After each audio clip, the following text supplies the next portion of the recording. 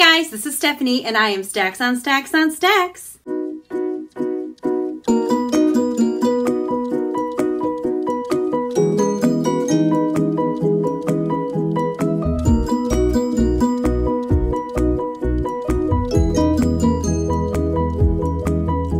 Today I am coming to you guys with my long-awaited Q&A. About a month ago, I had my 100 subscribers video and I said, ask me questions and I will answer them. So I got a big list of questions. I'll try to keep it somewhat brief. And I did combine a few questions that were asked by numerous people. And I think I put something out on Twitter. I don't remember, but I grabbed those questions too. So let's get started. First question is, what do you do for a living? Now, I did talk about this in my BookTube newbie tag. I am a licensed massage therapist. I work for myself. I own my own business.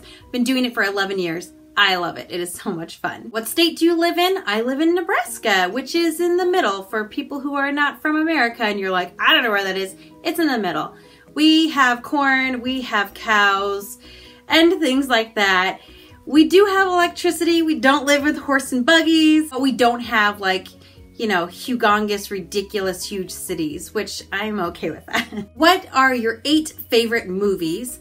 That is a hard question. I think my favorite movies depend on my mood. So I'm just gonna go with the top 8 that I can think of off the top of my head. Shall We Dance? Now that is gonna be the Fred Astaire Ginger Rogers version, not the one with Richard Gere. Mean Girls, Easy A, Dead Poets Society, all the Harry Potters, Gone with the Wind, Pride and Prejudice, the miniseries version with Colin Firth and Jennifer Ely, Terminator 2, and The Bachelor and the Bobby Soxer starring Cary Grant. Now, I might change my mind on those 8 films tomorrow, but we're just gonna stick with those today. That was a hard question. Okay, what are some of the best gifts you have been given? I am terrible at receiving gifts. I'm just gonna tell you that right now. Like, people in my family get me like a really great gift and I'm like, oh, thank you.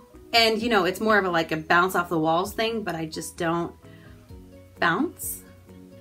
Some of the best gifts were probably from my husband. He does know me best. He bought me this lovely iPad that I am filming on right now. He also got me my very first Kindle Fire and I was like, I don't know what to do with this.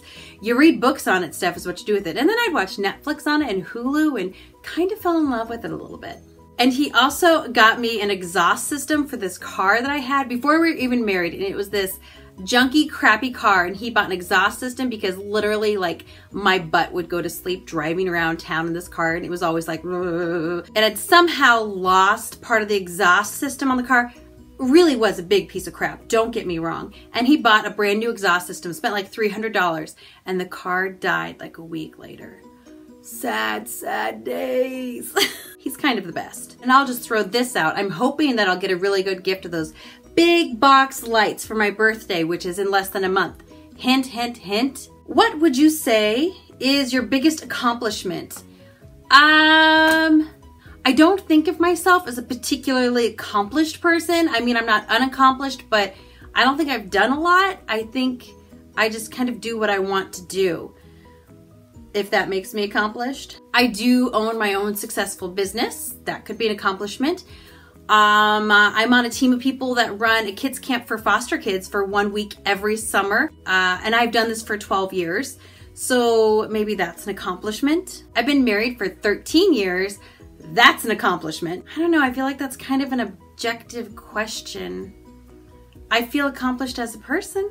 Does that count? What Hogwarts and Ilvermorny house are you? My Hogwarts house is Ravenclaw. My Ilvermorny house is the Horned Serpent, which I think those are kind of how the pair up goes. That's what I am on Pottermore. And I don't remember what my wand is. I had a unicorn hair in it. I remember that much. And I think my Patronus, first time I got like a porpoise or something like that. And then I had to retake it because I think I lost all my account information. And I became a white stallion, so that's a bit of an upgrade if I do say so myself. How many dogs do you have? What is their breed? What is their name? And this is a shout out to Han from Brews and Reviews. Girls, come here. Come here, Cinny Poo. Come here, Cinny Poo. Oh my goodness. Okay, this is Serenity. She's my little brown bear, aren't you? They are heavy today. They are they are sisters. They're litter mates. I'll introduce you to Temperance. She's wanting her camera time too. They are litter mates. They're sisters, even though they don't look a lot alike. And they are some sort of a beagle mix. We know the mom was a lemon beagle. A lemon beagle is basically a beagle without any of the dark on her. No dark brown, no black or anything like that. And they tend to have a more athletic build and not the chunky fat build. Do you want down now, sweetie?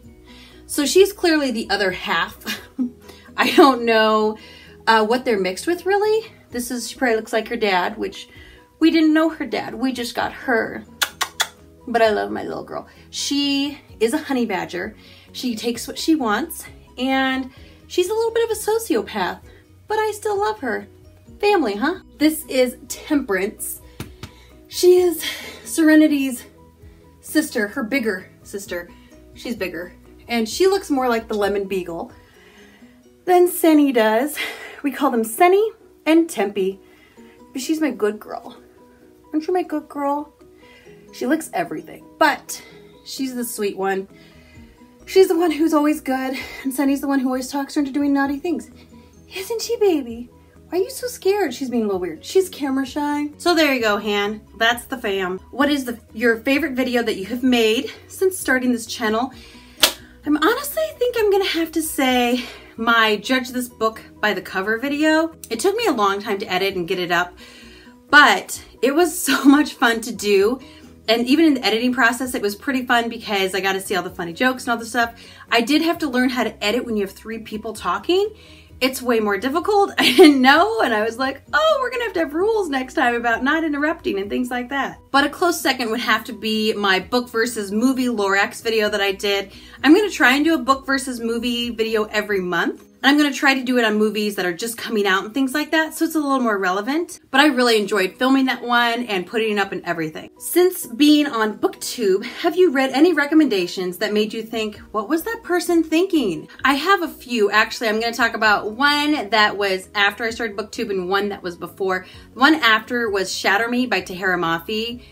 I just really didn't like the book, and everybody raves about how amazing it is and how wonderful, but it was so tropey. And it was so, I didn't like the writing. I didn't like the lyrical writing. I didn't like the lack of character development or the lack of character world. I didn't like how the first 250 pages could have been summed up in a good paragraph. And then the real writing came in some point for the last like 20 pages. I was just like, I don't know. And it's so hyped and everybody loves it so much. And I'm like, this was kind of crappy. I was expecting something at least decent and I got, and that wasn't great. So I think I want to finish the series, but I just don't know if I have it in me to read 2 more books if they're going to be like that. I just don't know if I could do that. And then prior to BookTube, and prior to me starting a BookTube channel, I read a book by Colleen Hoover called November 9. This might be one of the most horrible books that I've ever read. I will never read anything by Colleen Hoover again. It was insta-lovey, and then it wasn't even love as much as it was like dirty mean sex, and then there's always a big twist in her books. And outside of the fact that I found the twist pretty predictable, like when somebody says there's a twist in this book, you're expecting it, so you're guessing something that wouldn't happen, hence the word twist. And then you're handed this pile of crap and you guess the twist. It's not particularly well written. It's not particularly well written, and it's not particularly engaging. I didn't care about the characters. I didn't want them to win. And I even like flawed characters, yet I just didn't like this book or this author, and I will never read anything by her again. So there you go, Kat. 2 books that I hate. You're welcome. Next question is, if you had to form a book group with fictional characters, who would be in it? For starters, I'd have to put Hermione in there. So no matter what group of weirdos I got together, somebody would be on task the whole time. I think I would want to have in there Kvolth from Name of the Wind, just because he's so interesting and his life is so interesting. I think I would really enjoy seeing what he thought of things. I also think I'd want Cress from the Lunar Chronicles, because She's like just a nutty airhead kind of person. And I think she'd be fun to have around there. I think I'd also enjoy having Amy Gum from the Dorothy Must Die series. I think that she would have a fun perspective to add to things as well. She's more of a hit first, ask questions later kind of person. I think she'd be fun. And I probably want to have the Six of Crows cast there as well. All 6 of them can just come and read and give me opinions. I have a feeling some wouldn't read, and I think that'd be amusing, and boy, that'd be a fun dinner party, let me tell you. Next, the world needs to be saved from the ultimate evil, and only you and a small band of people can do it. What book characters will you take with you? Well, actually, I think I'm gonna take Kvolth again, because he's pretty good in a tight spot. I think I'm gonna take Mad Eye Moody, because he also is pretty quick on his feet and he's good with, you know, the magics. I would take Mr. Darcy from Pride and Prejudice so he can fund everything. He has lots of money. And then I think I would take Wade from Ready Player One, because also quick on his feet, very smart with tech things if that's needed at all. I have a magician, I have a money, I have somebody who's all around warrior-esque and magician-y, and then a tech guy. And they're all men, so they won't be fighting amongst each other. I think we're set. Consider the world saved. Okay, what fictional world would you like to visit? I feel like the obvious would be like, you know, Hogwarts. I would love to visit Hogwarts, but after thinking about it a little bit, I feel like that's the obvious answer. I think I'm gonna go with Ready Player One, specifically the Oasis. I think I would love to just, like, you know, maybe be there for a week and check it out, and I would need to have credit so I could get around, but like to visit all these places. It's a virtual, like, universe, and just to do all that, I think would be so much fun. What is your favorite bookish thing that you own? And I talked about this in another video, but I don't really know if I posted it yet or not.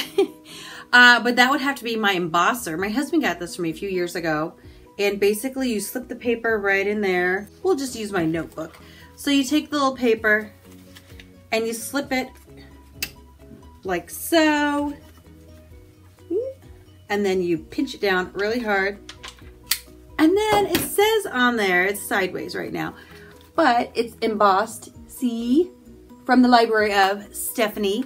And I put that on the inside of all of my books so that I know that they belong to me. When people try to steal them after they don't return them and they borrow them, I have you now. What is the first book you had signed? And I actually think the first book I had signed was a Meg Cabot book.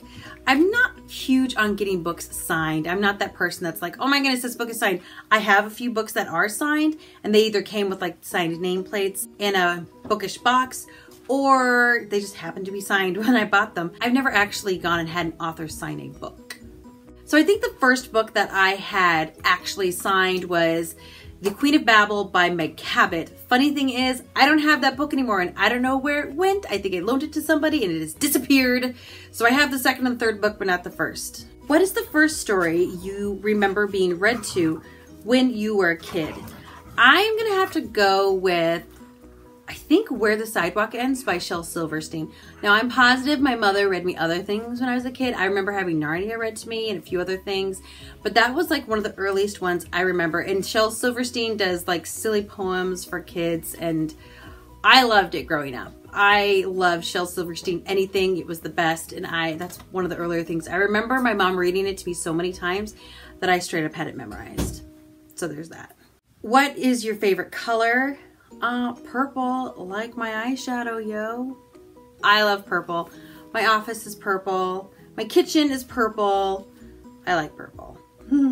If you could pick any fictional pet to have in real life, what would it be? For this, I am going to have to go back to Harry Potter, and I think I would really enjoy having Buckbeak as a pet. I mean, he could fly me to work pretty quickly, which would be awesome. Apparently, he eats gross raw fish, which we don't have a lot of in Nebraska, but I could make it happen for him. So I'm gonna have to go with the basic Harry Potter Buckbeak answer. There you go. And my last question is, what book are you currently reading right now? And that would be Mistborn by Brandon Sanderson. It is a reread for me, but I wanted to continue on in series, so I felt like I need to go back and read that one again.